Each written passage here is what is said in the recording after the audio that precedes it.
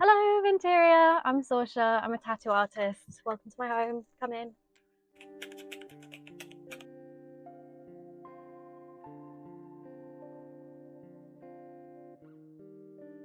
I've lived on this houseboat for 2 years now. We got the boat 3 years ago, and we spent a year doing the build, and then 2 years so far we've lived on her. My favorite thing about living on a houseboat is being so close to nature and being so surrounded by nature all the time. You can kind of escape from the city and go down a muddy track, and you suddenly feel like you're in the countryside. For example, now we're in Walthamstow Marshes, and you're just surrounded by all the elements. You've got the water, you've got your fire on, you've got all the space around you and the earth around you. It just feels more elemental.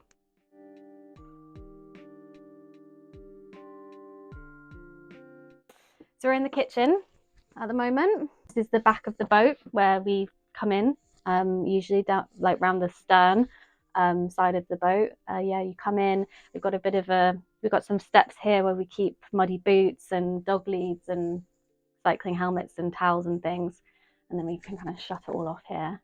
I spent quite a lot of time in the kitchen. I do enjoy cooking. I love how we have our hob here so that when you're cooking you can look out of the window. If you're moored up on this side of the canal, you can kind of watch the sunset, or in the evenings as you're making a casserole. It's very romantic. We found the worktop at it was really interesting. It was like a place in outside of London, and it was used to be an old airfield that was just full of massive stone slabs, and we were able to look around and choose which colours we liked. And we kind of decided that we'd take this worktop before we decided on any of the colour scheme throughout the boat. And because it's so kind of volcanic and interesting with so many different colours going through it, like it looks quite neutral in this area, but then here it's like kind of explosion of fire and lava. So we kind of thought we'll start here because we loved it so much. Felt like it was like looked like a painting basically, and then we'll deal with the challenge of figuring out what colours would look nice next to it later. We bought the shell of the boat, so she was literally just steel shell with an engine and some batteries, and then we put the flooring down, the walls down, insulated her, everything, building her during evenings and weekends, and then until we finally were able to get to that stage where we could move on and bring all our furniture in and start deciding what we wanted to have in the space. This table was really hard to find because we have quite a it's still a good sized kitchen, but it's quite small, the space in between. We wanted there to be enough space to walk around the table, so I had to find something that was small but still interesting and fitted in with the rest of the boat. I felt like the kitchen is actually quite a contemporary style, so I wanted something that had character but wasn't too old, too antique. So yeah, finding this, which had a lovely kind of honeyed pine colour that looked really nice with the floor. And then once we got this, there was then the challenge of finding chairs that would go with it, but would also fit under it because it's quite a little table. They're really interesting, kind of like chalet style chairs, I think. They're also made of pine, and they have these really lovely primitive joinery. And I love when you can kind of, in furniture, where you can kind of see how they've built it. So I'm so proud and pleased that we managed to find these. They go really nicely with the table, I think.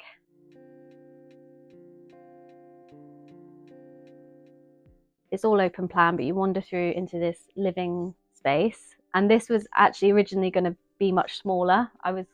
Did originally plan to have a little space here for tattooing, but we changed our minds after we put the walls up and realised that we'd have much less area here for living in. We would have managed, but we just really loved how it felt open plan, so we decided to take those walls down and make this whole thing just like a big space. So this is the third boat that I've lived on, and I've lived on much smaller boats, and because this is so big and so wide, we kind of wanted to maximize the amount of space that we had. And of course, like, it makes it a lot easier to fit in furniture if you've not got walls everywhere and corners that you have to work around.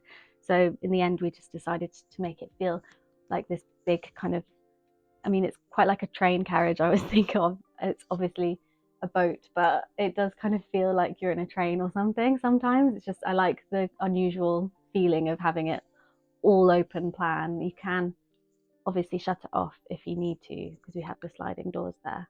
It makes the space a little bit more versatile as well. The most important thing to my partner was that we had bookcases and bookshelves. So he built these lovely bookshelves either side here, but we ended up having to make them a bit narrower than we expected. So we had all these books still, and I can't remember how we came up with this idea of having one huge mega shelf that just ran all the way along. It just seemed really a sensible way of using that space under gunnel, it's called, where the boat is shaped like that on the outside. So you have this kind of extra storage space here. It just seemed like the perfect solution. This piece of furniture here belonged to Max's mum. And we think that's probably the oldest piece of furniture that we have in the boat, but we don't actually know how old it is. But it's just such lovely carvings and details and character, which is really important to us because we love old stuff and antiques and we love old boats. But because it was our first boat, we decided to go for a brand new shelf and do it all ourselves, so we could kind of guarantee that nothing was going to go wrong. There'd be no nasty surprises. So that meant that, you know, it's lacking in character, basically, being a new build. So pieces like this, bringing them in really inspired us to kind of try and give it a little bit more character. This wood burner, it's made by Morso, and it's called a squirrel burner, I think.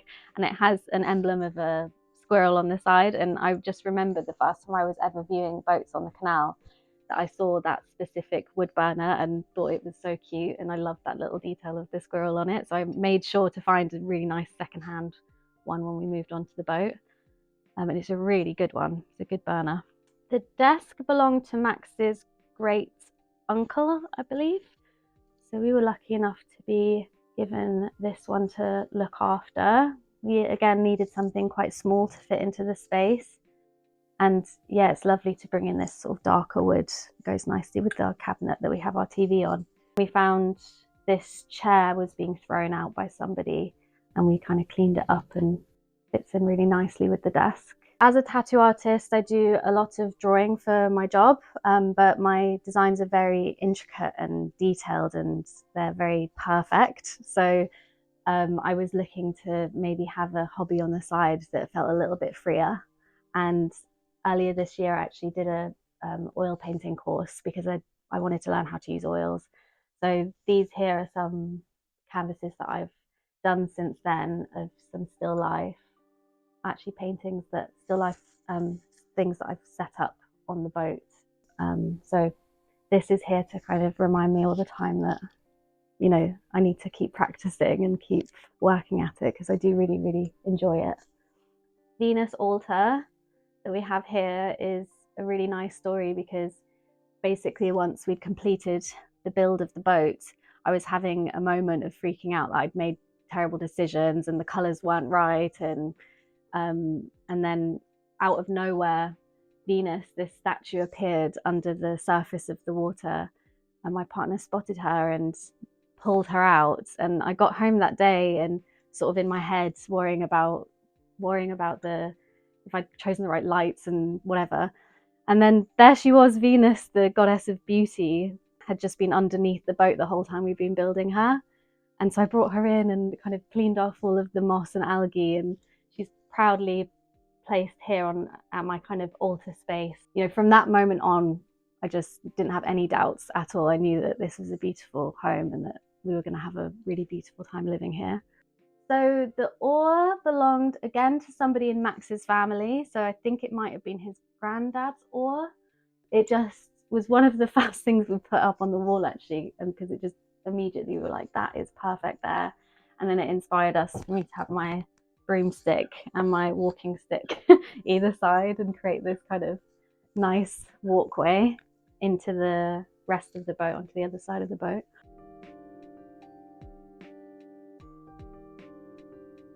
So we're now in the wet room toilet area that's separated from the rest of the boat with these sliding doors either side. So you can have privacy if you want it, but you can also take advantage of the whole length of the boat the rest of the time. I wanted to make this area feel very calm and watery, like watery energy.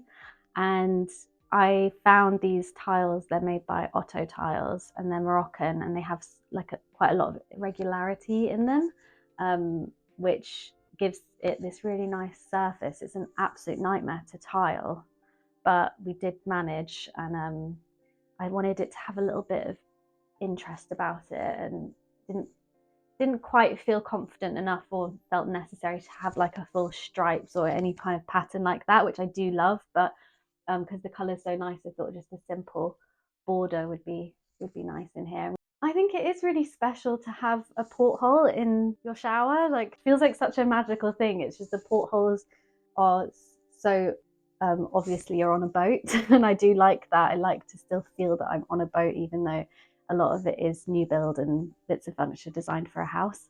Everyone comments on the table and chair that we have opposite the toilet. It's not like your standard setup, I suppose, but I just felt like it needed a little piece of furniture here, just so that you still felt like it was a continuation throughout the boat. And I kind of just, any little space that I have to put a nice piece of old furniture, I want to fill it with that. So yeah, I found this bobbin chair, which I think had become quite popular, that style at the time, and I thought it was a really sweet little corner chair. And this, I can't remember where I found the table, but it just looked so nice next to it, and I love it's got a big star carved into the top of it. So this is actually, it's quite handy because you can chuck your clothes here, and you can like just throw a towel or whatever, so, or sit and read your book if you fancy it. That's our little cocktail table in the toilet. The layout of the whole boat was actually pretty much designed based on this bed, because it's a very important bed to me, because it belonged to my parents, and I was actually born in this bed in South London. And we wanted to make sure as you came into the boat, you could see all the way down the boat, all the way to the end. And it's nice to have this big, beautiful piece of sentimental furniture always there. I believe that my parents brought it back from India a long, long time ago, and it's in a little bit of, needs a little bit of love as some of the wicker is starting to go. But the dark wood on this one did inspire us with our other pieces of furniture as well. And I kind of learnt from putting all these different pieces in the boat that, you know, you don't have to stick to one era or one kind of tone of wood, so you can kind of mix it all together. At night time, usually we will close the sliding doors that lead on to the rest of the boat, so it can kind of feel a little bit cozier and more like a kind of cocoon space.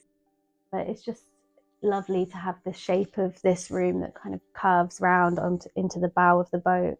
I guess it's hard to work around those angles and trying to force wood into those beautiful curves, but we wanted to give it as much character as possible, so we wanted to maintain the natural shape of the boat and maximize our space, obviously, as well. The two lamps either side of the bed were handmade by an artist called Hattie Eves, and she turns the wood and polishes it so it's beautiful, like conker-like shape, and hand paints the lampshades. They were really lovely additions to create a little bit of light in those corners. But we actually do use these kind of bedside tables as steps to get out onto the bow of the boat as well, so we can have those doors open. So we needed them to be little so they could kind of squeeze in the corners there, so we could shuffle past if we wanted to use the bow doors. Deciding the colour palette throughout the boat was really fun. I kind of wanted it to feel quite playful and joyful and not too serious. And again, thinking about elements, I wanted to kind of include warmer tones and cooler tones, and then like earthier tones as well. So we decided that in this room we'd go for this really warm, almost yellowy colour, and then balance that with something a bit more contrasting. And we found this kind of plummy red that looked really striking next to the warm yellow. We painted our steps slash side tables in that colour and pulled it down with the skirting boards as well. I really enjoy the kind of more serious, moodier tone of in here, rather than it being kind of like playful. It kind of relaxes me, these kind of colour combinations in here.